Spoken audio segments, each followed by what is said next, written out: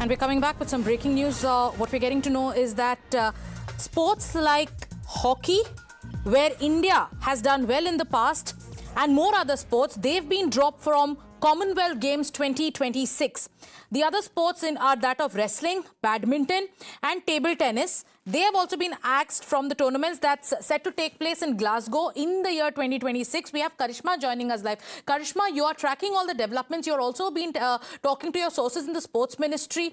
You've been telling us that officials in the sports ministry are trying to speak to officials over this decision that was taken. What are the implications when sports where India generally does well in the Commonwealth Games, if these sports are axed, what does it mean for India's medal hopes? Well, Sagarika, the sports that have been axed, if you look at it, India does very, very well in them. Whether it's hockey, whether it's wrestling, whether it's shooting, badminton, or the other sports, India has, a long history of winning top medals in these games. So if these games are axed, there seems no point of sending an Indian contingent to the Commonwealth Games. In fact, Chris Jenkins, who is the Commonwealth president, was in India last month. He had held meetings with the Indian administration, whether it was the Olympic Association or the sports ministry, and he had assured that Indian interests will be taken care of.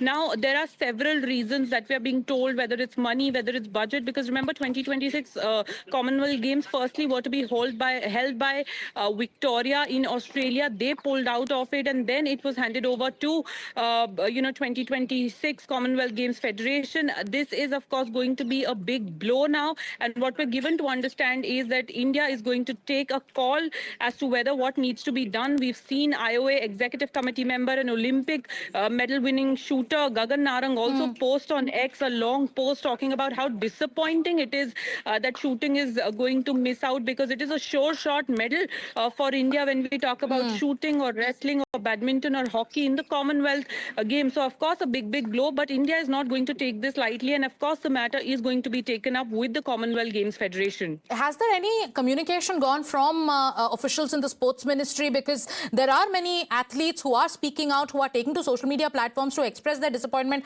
like you've also mentioned about what Gagan Narang has said. But what is happening at the official level, Karishma? Do you have any information on that?